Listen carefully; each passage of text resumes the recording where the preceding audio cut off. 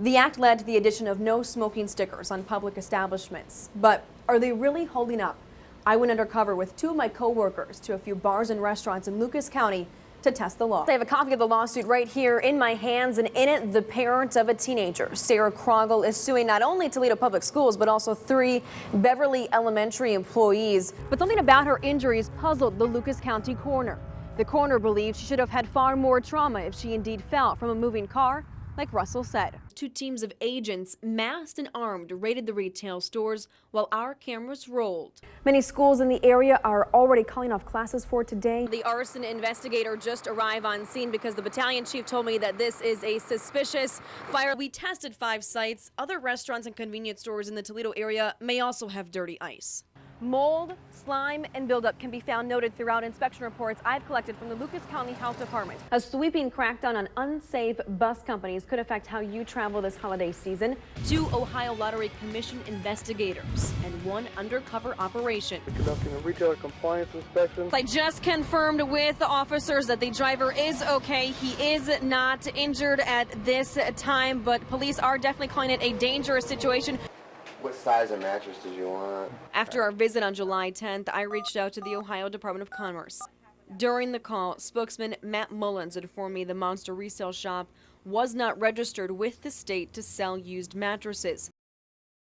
Who makes that choice that you don't get to grow up with them? It's a question this daughter has been asking her entire life for 31 years, trying to make sense of what happened the night her mother was found unconscious along the side of the road. I want them to find out why. What really happened. An unsolved mystery requiring investigators to take a step back in time. Rockers with guitars and sold-out crowds often made up a Saturday night in Toledo, 1982. Southside Roxy was the backdrop for fans of loud music and long hair, a hot spot for college teens, including Dana Rosendale and Roxy Pello. Jammed to the gills till 2 o'clock in the morning.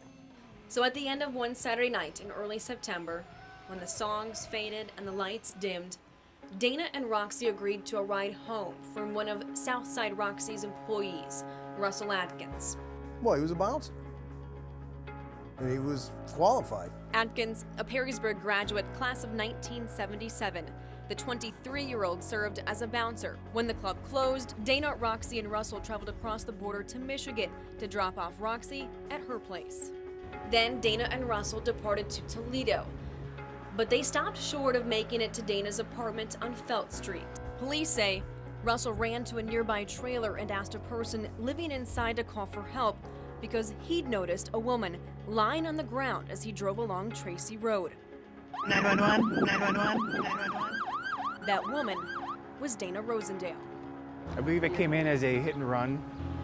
At one point, police say Russell left and came back to the scene sometime later, and that's when the apparent hit-and-run report changed. And he alleges that she fell out of the car. The car he was driving. She died 6 days later. The autopsy showed blunt force trauma to the right side of her head, but something about her injuries puzzled the Lucas County coroner. The coroner believes she should have had far more trauma if she indeed fell from a moving car, like Russell said.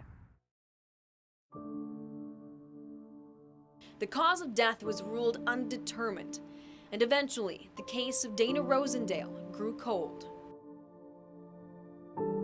31 years later, the unsolved file of Dana Rosendale returned to the hands of detectives with the sole help of Dana's daughter, Brittany Stork.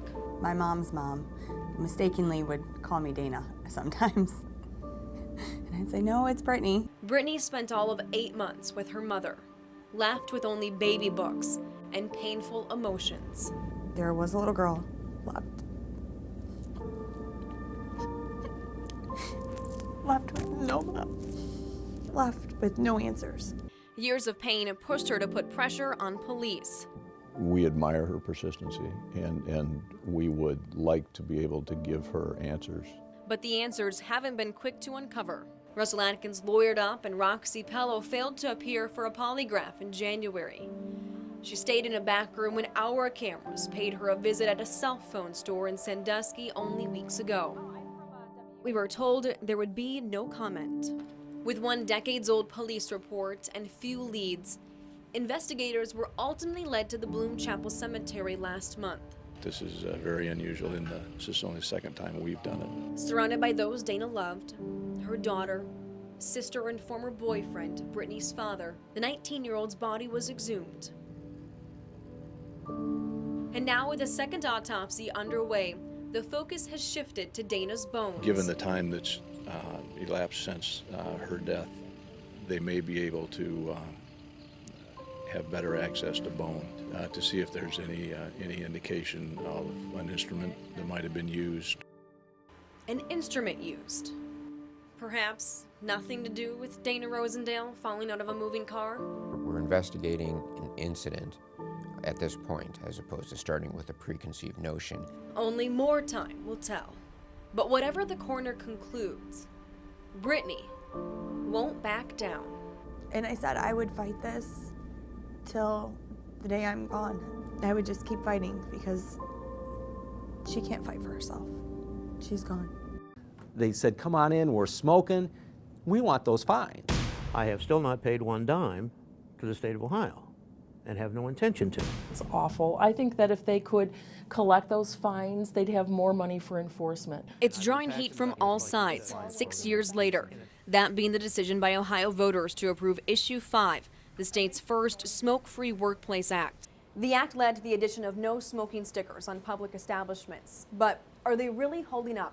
I went undercover with two of my co-workers to a few bars and restaurants in Lucas County to test the law. Our hidden camera caught people lighting up in the middle of the afternoon at the Mayfly Inn.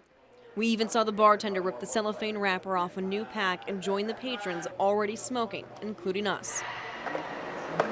At D&B Southwick Lounge, the bartender handed over an ashtray upon our request. You have an ashtray by chance? Drinks and filters go hand in hand at Still Delaney's Lounge. I've got one for you guys, though, seriously. The former owner, Bill Delaney himself, will tell you smoking is here to stay, no matter what the law is. We should have the same right as owners of our business.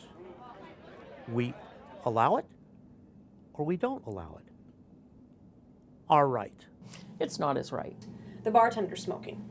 Found other patrons smoking. Longtime anti-tobacco advocate Holly Kowalczyk disagrees that it's his right, especially after eyeing this video caught on her hidden camera. It's not a right that's protected in any way by the laws of this land. Secondly, restaurant owners, bar owners have many, many regulations, many of them there for public health and safety. Out of 88 counties, Lucas County ranks third in the state for repeat smoking violations. Still Delaney's Lounge owes more than $54,000 for failing to comply with the law. It sits second to the county's leading violator, Ripcord. It stands to lose nearly $60,000 from outstanding fines and possibly more. In 2010, the state attorney general's office filed an injunction against the bar in an attempt to get compliance and payment. The case is still being decided in Lucas County Court of Common Pleas. Health workers have investigated close to 2,000 smoking complaints since 2007 in Lucas County alone, issuing more than $300,000 in fines, but only pocketing $9,300 of that amount. And last year, it received just one payment of $90. In those cases, we want them hands down. Lucas County Deputy Health Commissioner Larry Vasco remains confident the fines will be paid, but admits the process is slow. Personally, in our department's stance is, let's go after the liquor license, let's go after the tax returns, let's go after driver's licenses, let's go after whatever we have potential control over, and let's tie them up or get the money. We want to come to a bar and have a cigarette and a drink. Leave us alone. Young girls that are recruited here. They're being groomed, forced into the prostitution. Attractive titles, provocative photos, risque ads, and law enforcement disclaimers. Pimps communicate through social media. All to promote one's services. FBI Supervisory Agent David Dustin. It's really changed the way we address this issue. At truck stops, hotels, motels, and rest areas. We'd like to keep an edge on the bad guys. To do that, one must play the part by baiting potential customers on Backpage, City Vibe, Exotic Review, Facebook, and Twitter. All sites police tell me men troll to buy sex.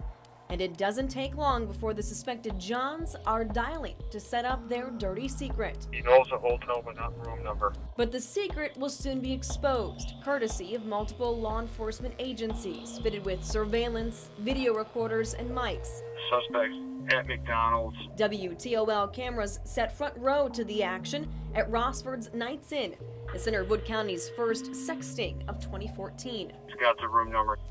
Inside room 104, police wait for confirmation on the suspect's arrival from an outside agent. Inside you've got a black, looks like a Chevy pickup truck. The stakeouts in motion. Okay, that's gonna be S1. This man, we'll soon learn, is from Palmyra, Michigan. Okay, it's gonna be a couple more minutes. He talked for more than 15 minutes with an undercover female cop. He's jumped in the shower and cleaned up. Moments after, to his surprise, armed, masked, and black-dressed men barged in. 42-year-old Gary Noplis arrested for solicitation. The silver minivan, checking out the windows. And you're about to meet Bluffton's Timothy Hartzler, a retired school teacher. He's pulling in beside S1's truck. Packed with sex toys. He's gonna be a white male, probably in his 60s. Quickly cuffed for solicitation and joined by South Lyon, Michigan's Michael Pinter, as well as Toledo's Jim Files. He had little to say when I called to question him about the day's events. Do you have any comment about what happened? Anything to say? No. 4 arrests in a one-day operation, added to last year's list of 99 for the Wood County Sheriff's Office, and the Toledo Police Department's 86 arrests. Some may call the results minor, but each feeds into a major Northwest Ohio problem. Lucas County Human Trafficking Coalition co-chair Mary J. If men, mostly men, some women, but if mostly men weren't willing to pay for sex, there wouldn't be sex trafficking. Some men charged with solicitation can take part in what's called the First Offender Prostitution Program, John School. Program coordinator Maggie Billings. It's a deterrent, and it's a gift to the ones that do get it, because I make it clear to them, it's like not everybody that gets this charge gets this opportunity.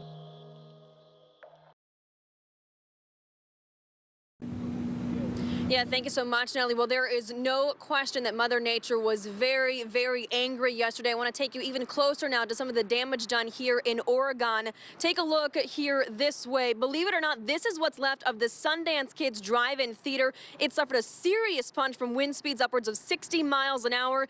This scene is especially difficult for those who have been coming here for years. It is one of only a few drive-in theaters left in the state and is considered a landmark for the Oregon area. It went through some upgrades not long ago to improve the picture quality for moviegoers, but straight line winds significantly changed its picture yesterday, leaving it in torn and tattered pieces. Without question, a severe victim of Sunday's wrath. Folks also in Cloverdale this morning, they are feeling the effects of Mother Nature yesterday. I'm going to turn things over now to Amanda St. Hilaire, who is live on the phone with us now. Amanda? We are following record-breaking cold weather this morning. Let's turn it over to certified most accurate meteorologist Chris Vickers for a few more details. Hello there, my friend. Are you staying warm? And keep in mind, sub-zero temperatures can be life-threatening. The cold weather is to blame for at least 16 deaths in the U.S., and it serves as a reminder to be extra careful if you plan to be outside today. Frostbite can happen within minutes, especially when our current temperature is below zero with a wind chill near 30 below. Mild frostbite can be treated at home by running warm water, not hot, over the affected area. If the pain is simply too much to bear, it may be best to seek out the help of a doctor. And folks, right now we are following breaking news for you this morning. Firefighters in Swanton battling a house fire. It's happening at County Roads E and 2. Amanda St. Hilaire is at the scene for us, and she joins us on the phone to avoid having to be out in this very cold weather. Wow, hard to think about having the firefighters just covered in ice from head to toe. That's the thing. Emergencies don't stop just because it's cold out, right? Well, as a friendly reminder, everyone, Lucas County remains under a level 3 snow emergency along with many others. For a full list, visit Toledo News Now. ToledoPolice.com. Meanwhile, Toledo police on the hunt for a gunman right now. New overnight for you, a man is being treated right now, a victim of a gunshot wound. Police say he was shot inside a duplex in South Toledo. It happened along the 1900 block of Airline. Investigators believe the gunman fired shots through a back window. The shooter remains on the run. Vice President Joe Biden is reaching out to Iraq's prime minister amid violence in the country. This comes 2 years after the U.S. pulled out of Iraq. Over the weekend, several people were killed. White House spokesman Jay Carney reminded reporters Monday violence in Iraq happened even when there were 150,000 U.S. troops there. He adds the U.S. will deliver more missiles and surveillance drones to Iraq this year, but says Iraq needs to take the lead. The Minnesota teen is braving the frigid temperatures by sleeping outside. Yeah, and get this, he's been doing it for months. It was just going to be the summer initially. But then I got to August and I realized, geez, this has not been hard enough. Really? Well, he started out in a platform in a tree, and then when winter hit, he built a snow tunnel. So how does he stay warm? Well, he says he just makes sure to bundle up with several layers. But I'm not sure I would take that advice. That's in Duluth, Minnesota. I'm telling you, I used to live in Minnesota. It is very, very chilly. He actually plans on doing it for a whole year.